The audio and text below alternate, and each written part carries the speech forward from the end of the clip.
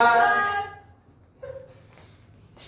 हिंद बच्चों, इस समय आप लोग महामना इंस्टीट्यूट के यूट्यूब चैनल से जुड़े हुए हैं और इस चैनल में मैं आप सबका स्वागत करता हूं। आज से हम लोग class 10th physics Hindi medium NCERT book के 13th चैप्टर विद्युत धारा के चुंबकीय प्रभाव यानी magnetic effect of electric current के अंतर्गत यहाँ पर आज हम लोग पढ़ने जा रहे हैं किसी विद्युत धारावाही चालक के कारण चुंबकीय क्षेत्र।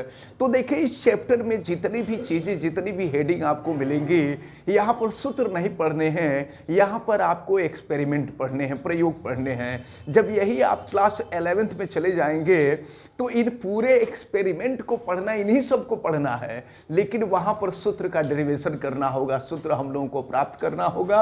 या हम लोगों को सूत्र नहीं प्राप्त करना है, केवल एक्सपेरिमेंट के बारे में पढ़ना है, प्रयोग के बारे में पढ़ना है। लेकिन आपको समझ लेना है धारावाही चालक। तो चालक का मतलब होता है, आपको मालूम है, चालक कुचालक के बारे में पढ़े होंगे। तो चालक जिसके अंदर विद्युत धारा का प्रवाह हो जाता है उसको चालक कहते हैं। तो जितनी भी धातुएं होती हैं ना, सबके अंदर विद्युत धारा का प्रवाह होता है। तो जितनी भी धातुएं हैं सभी चालक होती हैं। और हम आपको बता दें कि चांदी में विद्युत धारा का प्रवाह सबसे अधिक होता है। उससे कम जो होता है तांबे में होता है, उससे कम एल्यूमिनियम में होता है। तो ये चीज आप माइंड में रख के रहिएगा कि चांदी के अंदर बिजली बहुत तेजी से प्रवाहित होती है, बहुत फास्ट करंट फ्लो होती है। अब चले आप जरा ध्यानपूर्वक देखें। तो चालक का मतलब जिसके अंदर विद्युत धारा का प्रवाह हो सके, और धारावाही चालक यानी वह चालक जिसके अंदर विद्युत धारा का प्रवाह लगातार हो रहा है उसे हम कहते हैं धारावाही चालक। तो विद्युत धारावाही चालक यानी वह चालक जिसके अंदर विद्युत धारा का प्रवाह हो रहा है और उसके कारण उत्पन्न चुंबकीय क्षेत्र, मैग्नेटिक फील्ड का अध्ययन हम लोगों को करना है। तो जैसा कि आप जानते हैं कि चुंबकीय क्षेत्र का अनुभव हमें चुंबकीय सुई यानी कंपास निडल से होता है।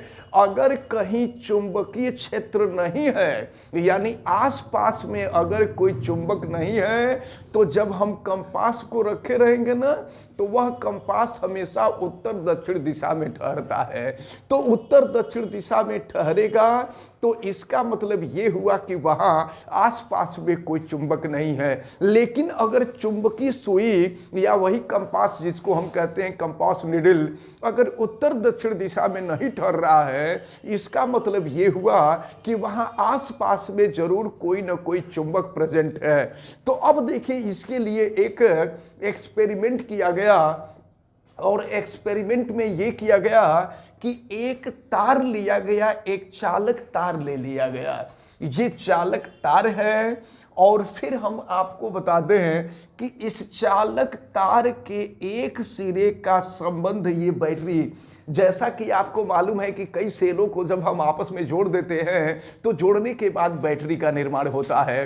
तो देखें, यहाँ बैटरी का पहले ऋण सिरा रखा गया है और इधर धन सिरा रखा गया है और फिर इन धन सिरे का संबंध ये जो तार है तार के दूसरे सिरे से कर दिया गया।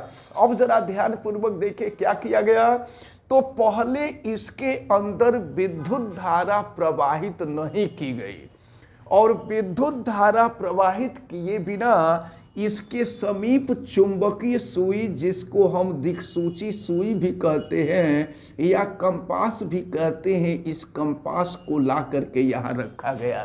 तो जब इसके अंदर विद्युत धारा का प्रवाह नहीं हो रहा था तब यह उत्तर दक्षिण दिशा में ठहर रहा था।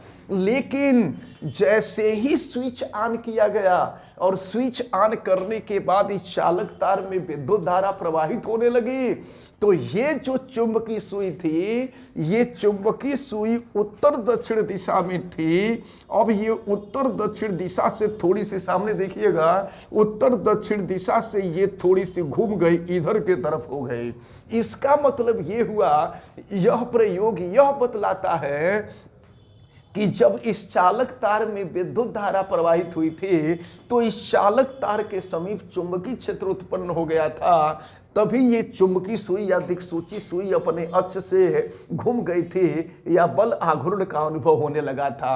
अब देखिए इसी प्रयोग को फिर दूसरी बार क्या किया गया कि अब पहले ये जब ऋण सिरा था तो आप देख रहे हैं जब ऋण सिरे का संबंध किया गया था तो विद्युत धारा का जो प्रवाह है वो हमेशा धन सिरे की तरफ से होता है, यानी विद्युत धारा का प्रवाह इधर से इधर की तरफ हो रहा था।